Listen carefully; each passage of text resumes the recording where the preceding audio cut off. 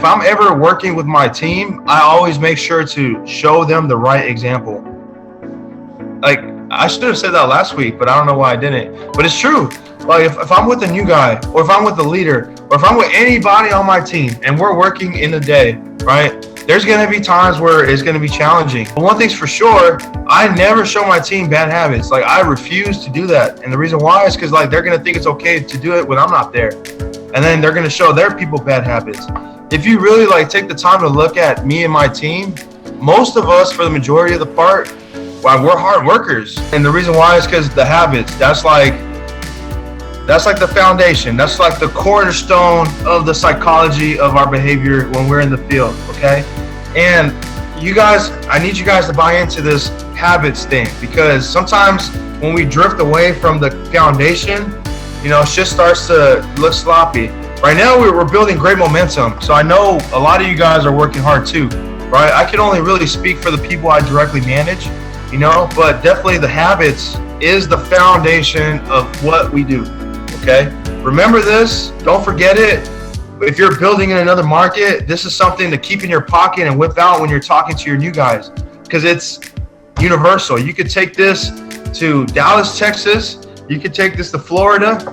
You could take this to Ohio, I'm pretty sure, and you could build a team with this, okay? So that was one of the things I was telling Andy. Another thing I was telling Andy is, like, man, just practice. I've had a lot of practice, building teams, like, by now. I've been in the game, especially this game, for like 3.5 years. And it's true, like, over the course of time, you just get better, just like sales. When you first start off, anybody, even myself, when you first start off, yeah, you might get like the, 1 or 2 lay down sales. Once you start learning the product like the back of your hand, so I told Andy in my dream, I was like, yeah, man, I just, had a lot of practice, and, it paid off. I stuck the time. The another thing I told Andy in my dream, and this is true, like, this is, like, you could fact check this. I don't know how you could, like, if you had the superpower to go back in time and, see people's dreams, you would see that this is a conversation that actually happened. But the other thing was holding people accountable. Here in Money Inc., especially Money Inc., I don't know about other teams, because, like I said, I don't directly manage you guys. But here in Money Inc., we do have a standard. Here in Money Inc., we're very prideful of, just being number one, being the people that hold each other to a higher standard than what's going on. So the standard for the company is 4, right? 4 points per week. Currently, I mean, I don't know if you guys are aware of this or not, but there's a little bit of a point inflation going on. Like, it's kind of not hard at all to get 4 points. We have multiple people doing that in a single day, right? But 5 points minimum, Money Inc., that's our standard. If you're doing less than that, you're not hitting the standard, So that's just the reality of what it is.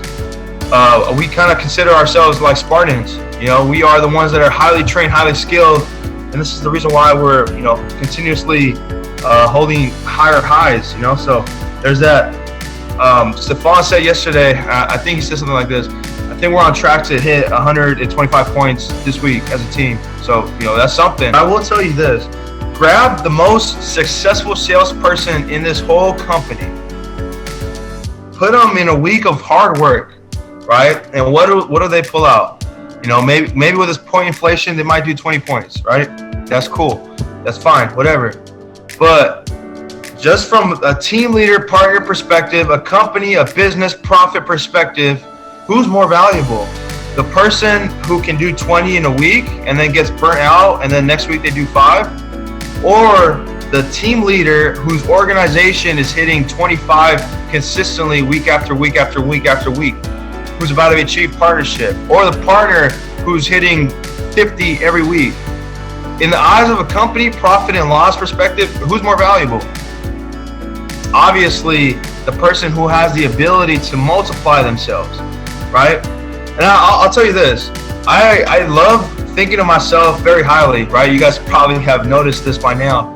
I do know I am one of the best closers in the company. I probably am sure I'm not the best, to be honest. There's probably somebody out there that's better than me, right? The reason why is because I have the ability to multiply, right? There's sales, right? That's level 1, good job. There's level 2, sales training, right? This is where now you're able to teach others, right? Level 3, people development, right? And why am I going over this with you guys? Because in my dream, Andy inspired me. That's why. Andy was like, man, there has to be something you're doing that's more than just a group chat. And I mean, last week, I guess because I was on the spot, I didn't really think of it too deeply. But in my subconscious state, I was able to like my flow out my creative juices. It was kind of weird. But I mean, these are the answers that came out of my dream. So, you know, I don't mean to insult anybody. You know, I'm just trying to be exaggerated. But one thing's for sure, it's a great idea to learn how to teach others how to sell. Right? That's the come up for you guys. That's what's going to take your organization to the next level. The reason why we're partners is because first of all, you got to master sales. You got to be able to go in the field and close. Then you got to learn how to build a team. You got to learn how to teach somebody how to sell, teach somebody, you know, to learn what you know about sales and consistently close, right? Then people development, this is the multiplier effect. Now you're teaching leaders, and the leaders are teaching others how to sell. Jay Dollar Sign taught Jonathan Alkay. And now Jonathan Alkay has his own team. He's a team leader himself. And Jonathan Alkay is now multiplying himself. You know, Papa Wolf doesn't have to train necessarily people that are under Jonathan Alkay. Jonathan Alkay is already good enough at sales training that he can teach others. Now Papa Wolf can focus on building other legs on his organization. That's the multiplier effect. That's the thing that's going to take you to the next level. Like I'm a partner right now. Right, my team is consistently hitting pretty high numbers, especially with this number inflation. Like we're doing like 80 a week. But the reason why is because people development. So you're learning from somebody that's doing it, and I'm aware consciously that I'm doing it. Right. So put this in your pocket. If we go out and we build in another market, this is something that's going to serve you. Right. You already know how to sell. You wouldn't be here otherwise. Now we got to focus on step 2 and step 3. If you have leaders on your team, you got to groom them for team leadership. You got to groom them to be good at this whole leadership game. All right. And I mean, the last thing I wrote down here that came from my dream is I told Andy, I just trust the process, man.